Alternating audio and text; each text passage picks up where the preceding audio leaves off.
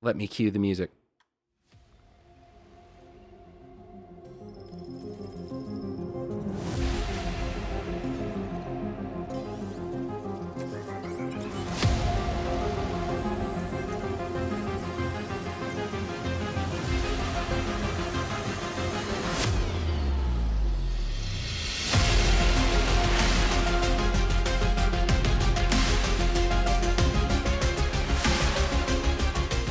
Welcome, fans and subscribers, to episode 8 of Last Week in Gaming.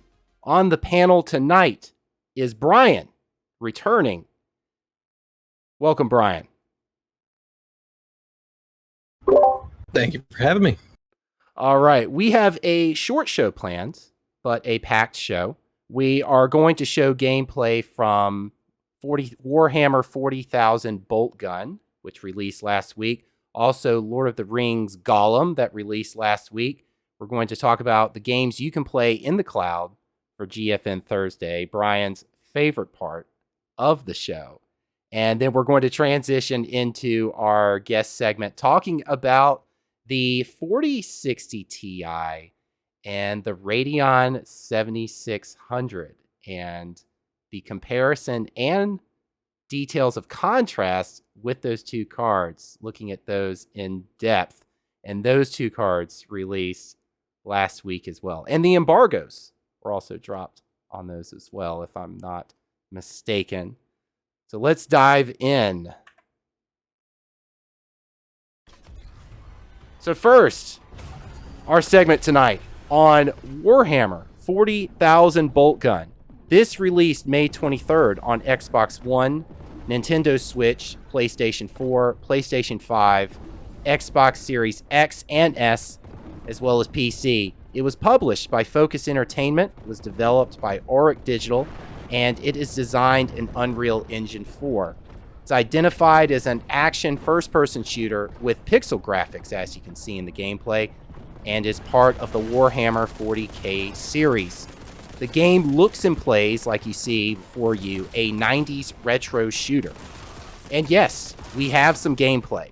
You're looking at gameplay on the Steam Deck, which is a AMD APU, application processing unit, Zen 2 CPU, 4-core, between 2.4 and 3.5 gigahertz, with a GPU RDNA 2.0, and that has a 1.0 to 1.6 gigahertz clock. And the Steam Deck has 16 gigabytes of LPDDR5. And just so you know, I allotted 4 gigabyte VRAM to this. I'm using crypto utilities at default to improve performance and manage storage through altering the swap file. Fidelity, FX Super Resolution FSR is enabled on the Steam Deck OS for this. And overall, I didn't have to do much. Didn't have to do really anything at all with what I had already set. It's averaging at 60 frames per second on default game settings.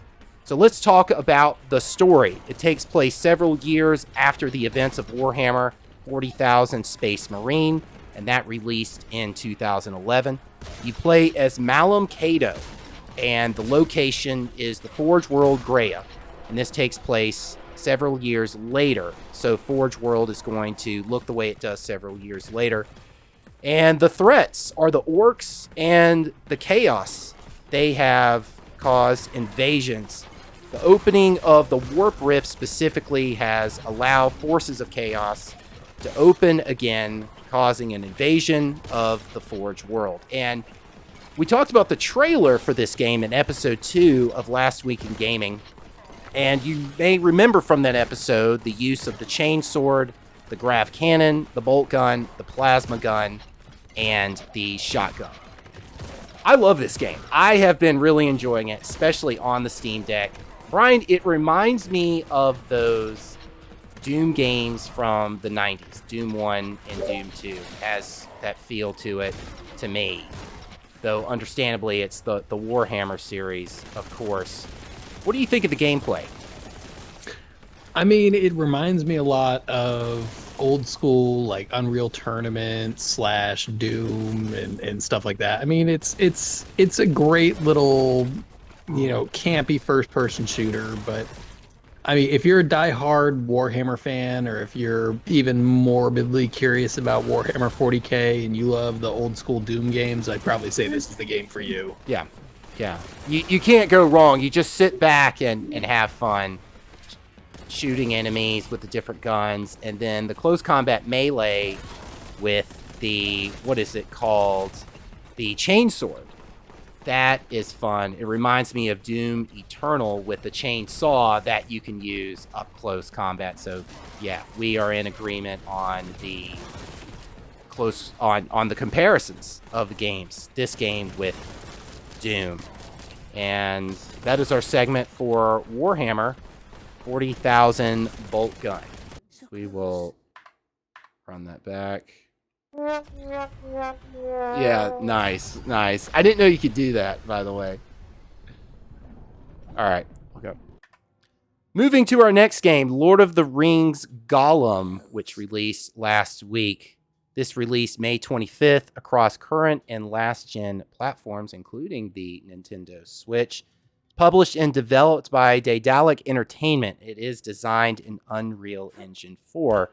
It's identified as an action-adventure, story-rich, let me accentuate that, story-rich game. We'll talk about why that's significant in a moment.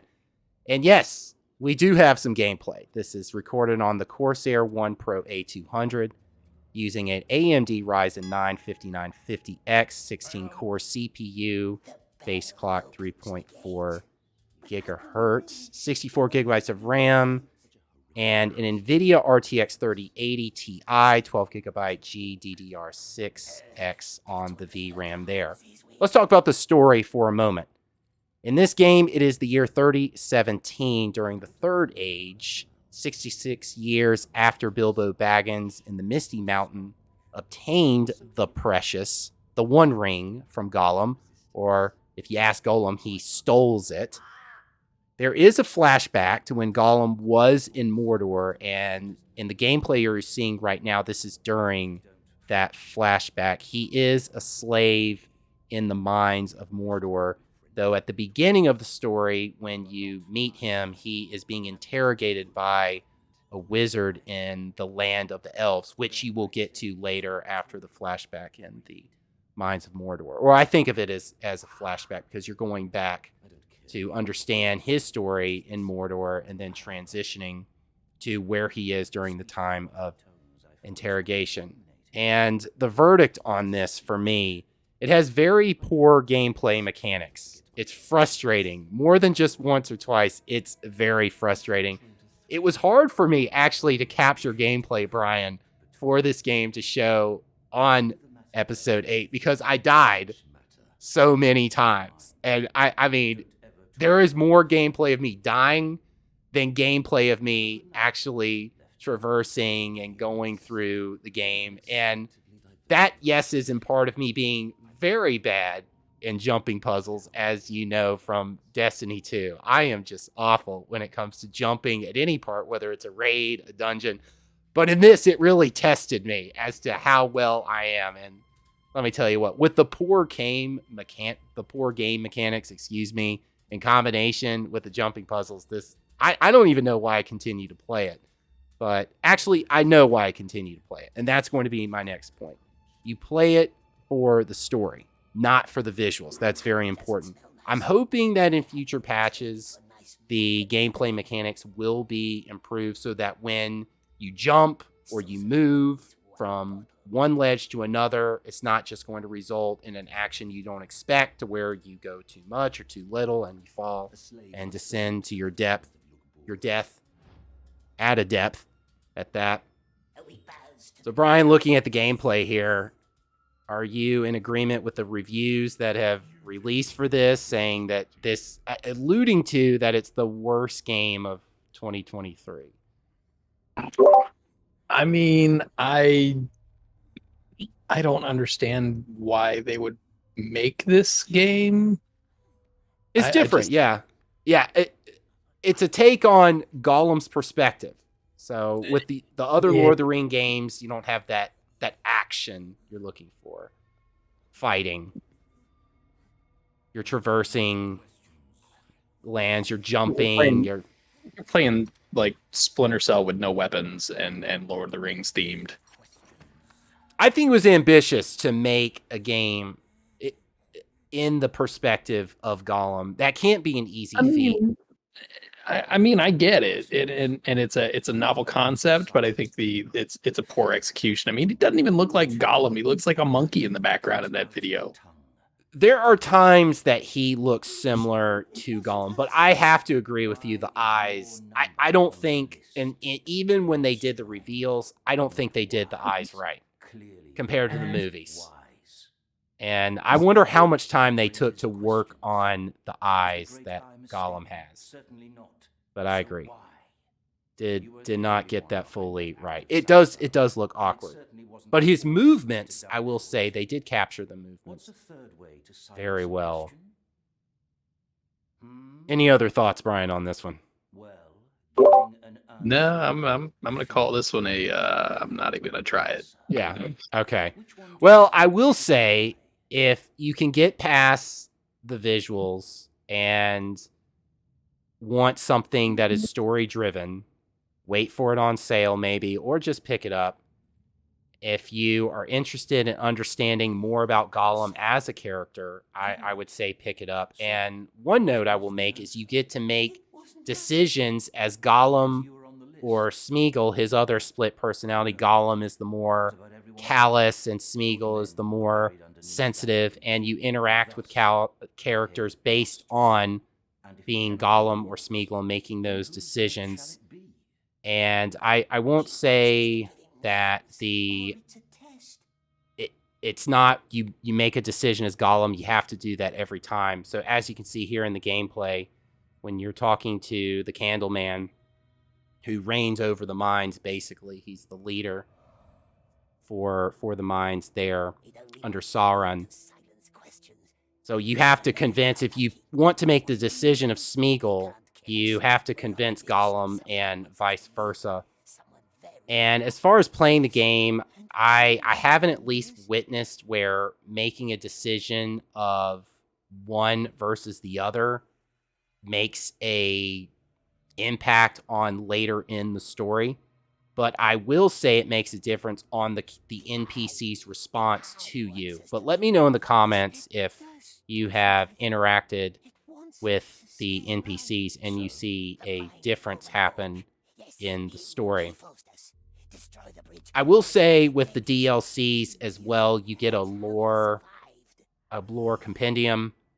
And if you want to dive deeper into the areas of the game, there are descriptions there. And I really appreciate that as someone interested in Lord of the Rings to understand more about the lore. So lore is a bonus, the story is a bonus, and the graphics, fidelity, and visuals, not great, underwhelming.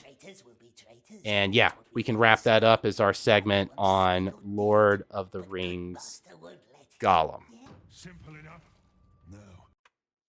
Next, our update on GFN Thursday games you can play in the Nvidia cloud. The first is Blooming Business Casino. This is a relaxing tycoon simulation game with a retro Vegas twist.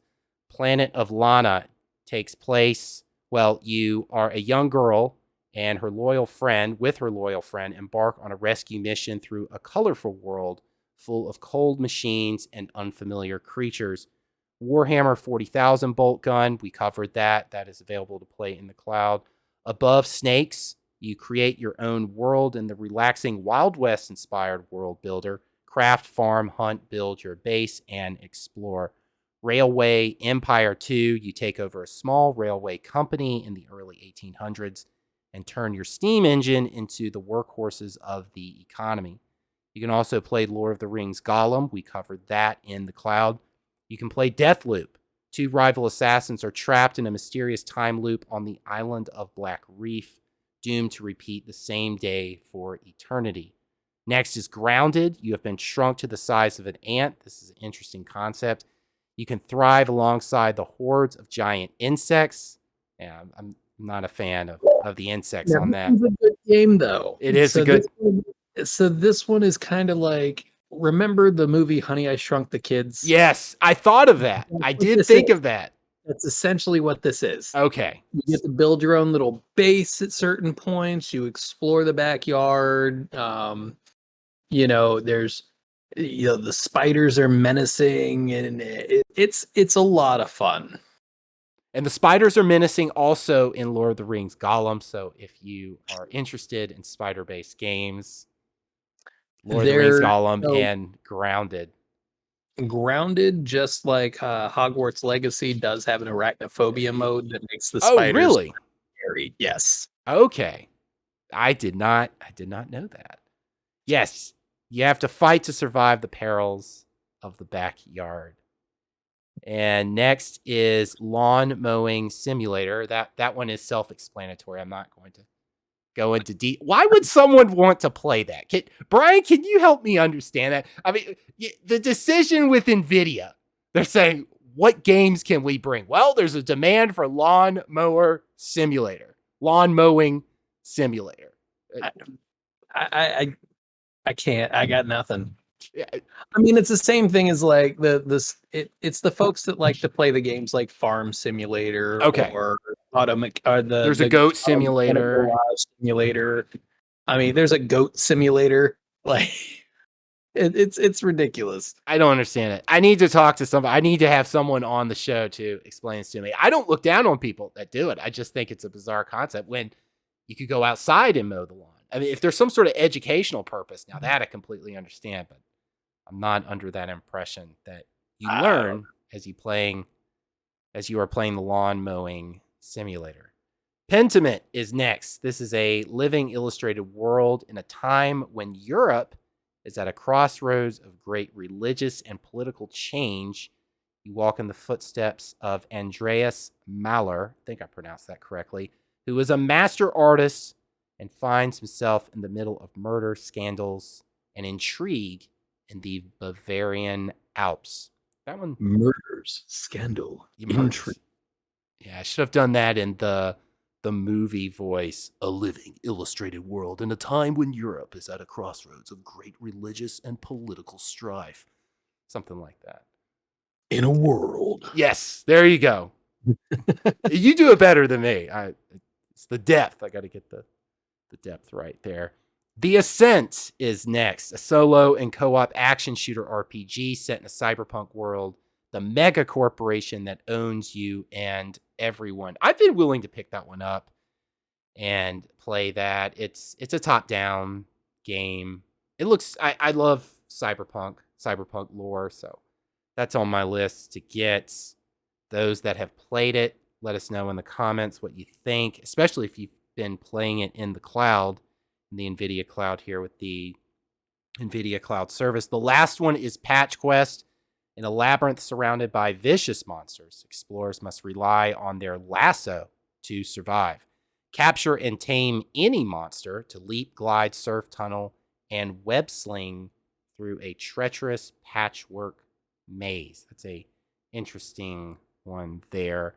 I will say, of all these games, I have played Lord of the Rings Gollum with my Ultimate subscription on my Logitech G Cloud handheld. And had that on, playing that on the couch, and it did well. I didn't have any issues or problems playing that. So let us know in the comments if you have engaged and enjoyed playing in the cloud with that game or any of the other games. And that is our segment for GFN Thursday. Next is our panel segment on the Nvidia 4060 Ti and the AMD 7600. Both of these released last week, and I believe the embargoes were lifted last week as well, allowing for the reviews on these to release specifically the benchmarks and other numbers, other recorded numbers. We talked about the 4060 Ti on episode 7 of Last Week in Gaming. And that was Brian that also covered that segment for us. Overall, and I'll just start us off, Brian, before transitioning here. Both cards were reviewed based on the ones I've read to best target 1080p gaming. However, the marketing, my impression is that there was an attempt to appeal to gamers that prefer the 1440p resolution. I'll say that arguably, if in case you agree or disagree on that, but that again is at least my impression. So I'd like to organize this in two sections where we have our first section, as you see on the screen here, a section where we are comparing the card specifications.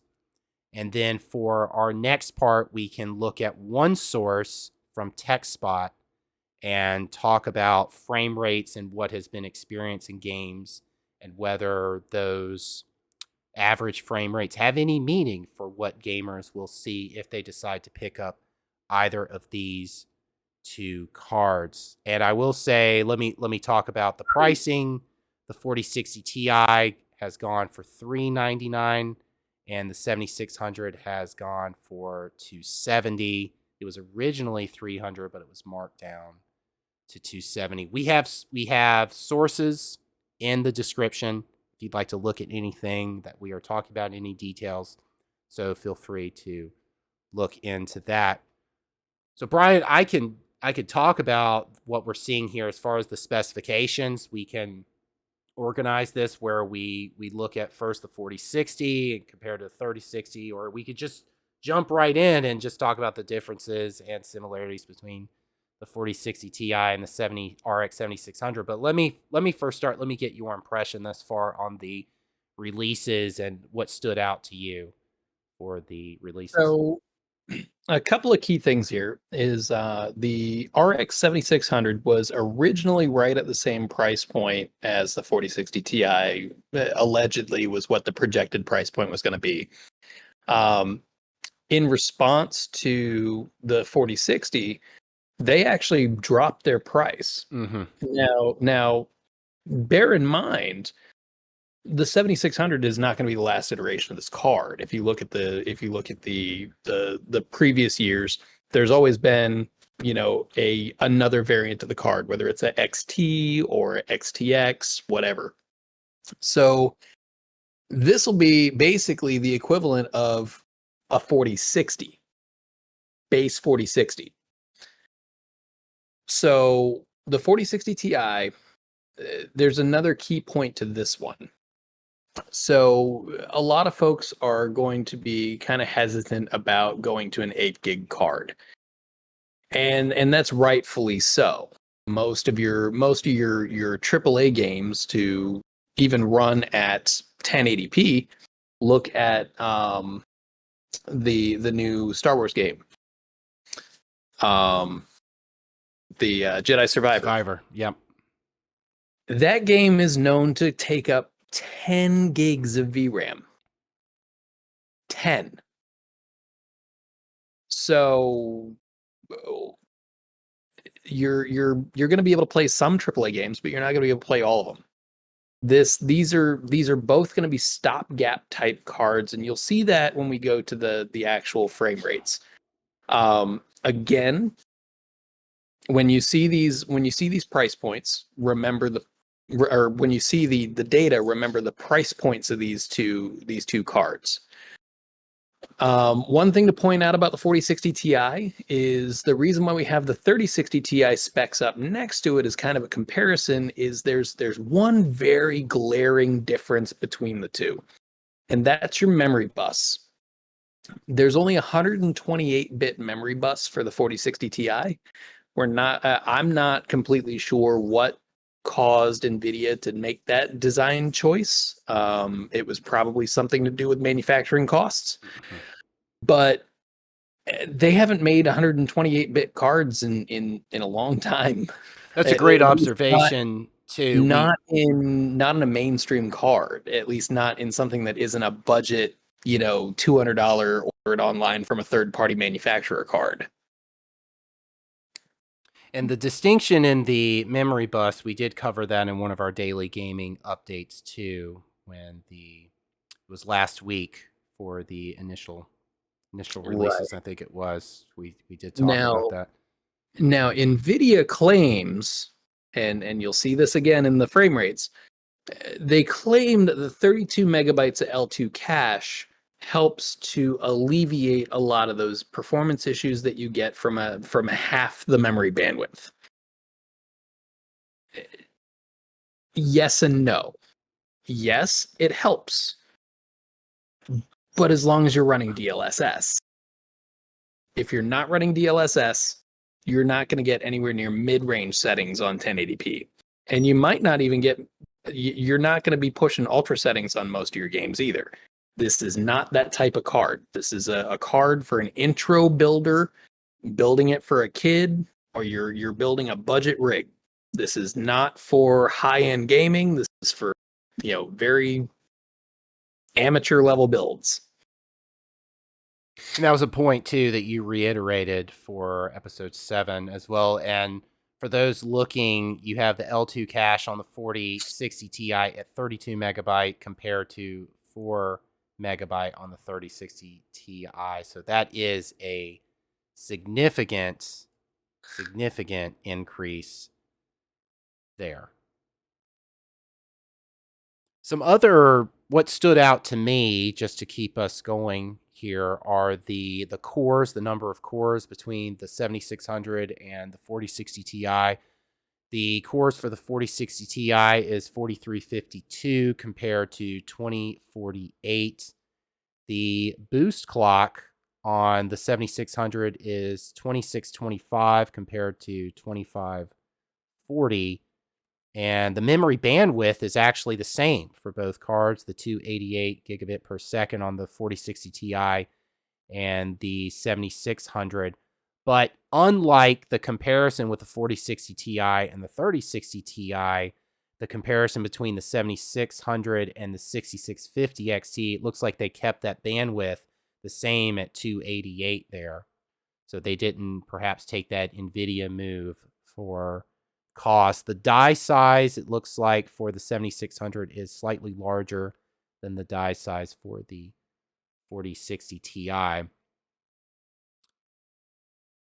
So we can transition to looking at the numbers, the average frame rate. Yeah, I think that's what people want to get to, and that is what I was interested in as well. So right here, this is a table that the channel built. It is taken from data provided by TechSpot, as mentioned earlier. But before we start talking about it, I do want to say the drivers are unknown for what's being run on the 7600 and the 4060 Ti. So I don't know if we should assume the press drivers are running for the 4060 Ti, but just to be transparent on that, TechSpot used a Ryzen 7 7800 X3D CPU, and it was paired with a Gigabyte X670E Aorus Master motherboard. And the system they use is using 32 gigabyte of RAM and is using that is DDR5-6000 CL30 RAM at that. So let's jump in. Go ahead, Brian. That build, their test build, I think, is a little inaccurate. The reason I say that is because if you look at somebody who's going to put together a budget computer, they're not going to be using an Aorus Master motherboard. They're not going to be using 32 gigabytes of RAM. They're most likely going to be using 16 gigs on a budget, like Asus tough gaming motherboard or something like that. Yeah, starter system.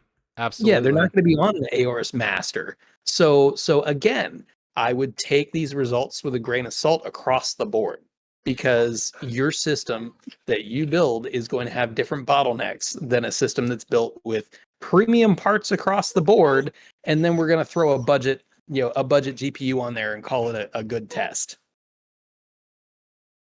So right off the bat, you can see the differences in the numbers. There's about a 30% difference, and if you gauge it by price, again, it's about a 30% difference in cost, if not more. So, it makes sense that the numbers would be different. So it's not to say that one company's beating another. You're getting the performance for the value. It's just going to be a matter of, do you have the extra $100+ to drop on a graphics card? Or you could take that money difference and say, okay, you know what? Let me get a graphics card that's a little bit less because that's easier to upgrade. And then I'll just get 32 gigs of RAM. Or, or if you're that person that has to prioritize parts of their build, and like this kind of card is what's for you. But again, it's all about personal preference. You're looking at pretty solid frame rates across the board. I mean, for 1440p gaming, I mean, yeah, it's not there. But again, we don't know what drivers they were using. We don't know if they were using Fidelity FX. We don't know if they were using, we really don't know DLSS. what Yeah. things are being used. Yeah. I wish they had the specifics on that to understand if, yeah, DLSS.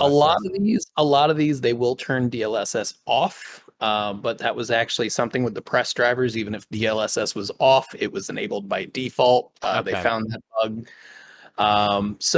Again, until we can confirm the drivers, or until actual production drivers, hit a good pace, I'd like to revisit these numbers when the 16 gig TIs come out.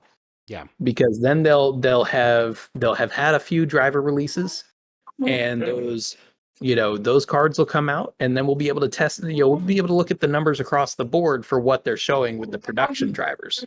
Yeah, and that will be in July that we can do that, if I'm not mistaken. Right. I'm trying to recall, it's the first half of July that speculated the 4060 Ti 16 gigabyte is going to release, and then the 4060 will be the latter part. I think I have that right. Though, what I wanted to talk about, see if we have any thoughts on this, we're seeing, based on these numbers, we're seeing higher frame rates, average frame rates, with the Nvidia 4060 Ti compared to the RX 7600 Radeon.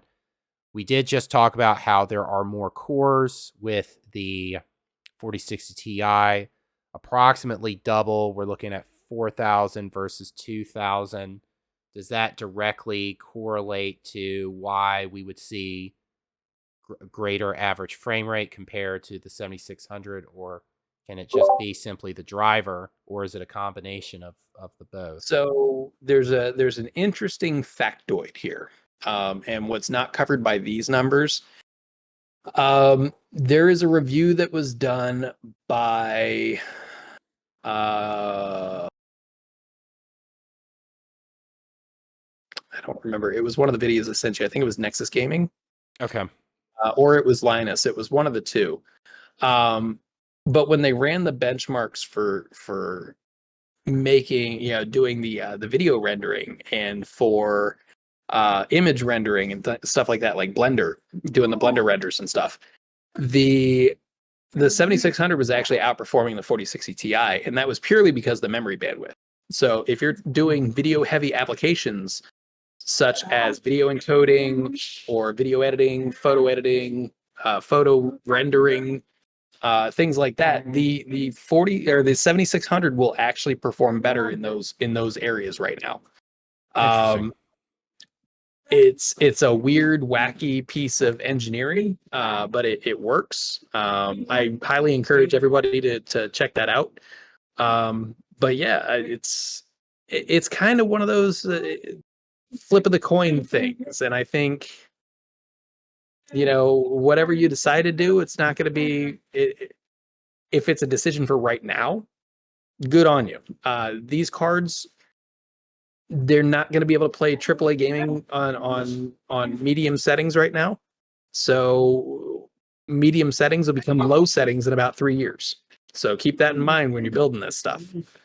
If it's something to get you by for now, or if you're looking to replace a old Pascal type GPU, absolutely go for this.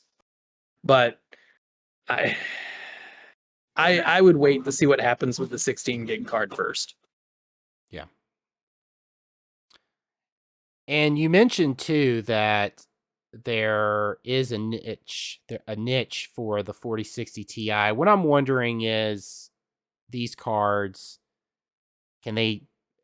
Yes, we're looking at numbers here for average frame rate. The idea is you buy it, you use it for gaming, but can it serve another purpose other than gaming, just as a living room multimedia PC where you have Kodi, for example, and you're watching movies off of that with Kodi. Good job. Good luck with the 4K encoding. I mean, that's the thing, right? You might end up buffering with a card that's only got 128-bit memory bus when you're talking about 4K video encoding and decoding.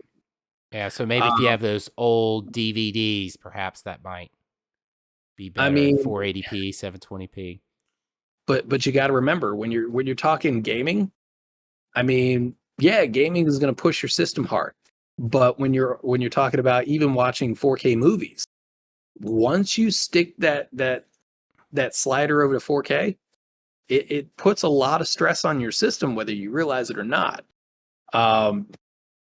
So, I mean, the occasional 4K video, sure, but if you're trying to get, raw AVI file type things you're going to be able to push the video if you're going to use it as a media server. But if you're doing a direct connection to a 4K TV, you're going to be lucky to get 60 frames out of it. An ISO file would be a no-go there. I take it. If you're watching compressed 4K, yeah, it'll probably work. Yeah.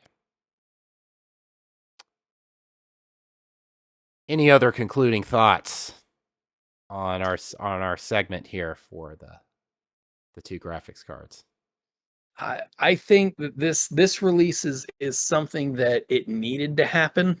I think both companies kind of got a little bit of egg in their face over this because people were expecting performance cards. They were expecting next-gen cards if they're going to be part of this line. What they weren't expecting was that you're just getting kind of more of the same. And something that is an answer to people that haven't updated since their 2080 Ti or their 2080 card, their old 1080 card or what have you. Those types of people could benefit from this. It's a cheap upgrade and they'll be able to still play current games. But this is not for your folks that are playing the highly detailed rendered games like the newer AAA games like Jedi Survivor or even World of Warcraft now with all the particle animations and stuff like that. You'll be lucky if you don't crap out at 5 frames per second during a boss raid. So keep that stuff in mind too. Depends on what you play. So yes, we will look forward to July doing another segment looking at how drivers can affect these numbers. And that, I think, will be our segment on the two graphics cards for the show tonight. Moving to our conclusion for the show. We are available. The channel is available on podcast services as well. So if you are on the go and don't have time to sit and watch the show, you can listen to the show across these services, including Google Podcasts as well. So Brian, before we depart, what game are you playing right now? We're not going to get into that right now. We're not going to get into that right now. Okay. No. You're not ready. You're not ready to say. We'll save it for that segment. We'll save it for the next segment. And yes, I'll give everyone a hint. If you have been up to date with the daily gaming updates, especially last Wednesday's August 22nd, that date. That is the game. That is a significant date for the game that Brian is playing and he's not ready to talk about. Nathan Fillion, an old friend, he's coming back. He is coming back. As for me, I just picked up System Shock and I'm playing that on my Steam Deck. I'm trying to figure that game out right now. I didn't play the one from 1992 was too young to understand how to play a game at that time, though makes me think about going back and playing it. I don't know, Brian, if you are familiar with the 1992 System Shock, though. I'm traversing the ship with basically a melee weapon hitting aliens and robots, trying to figure out where to go. So I look forward to giving an update on that on an episode yet to come. Well, for our show tonight, let me leave you now with the words of Commander Shepard from Mass Effect. I should go.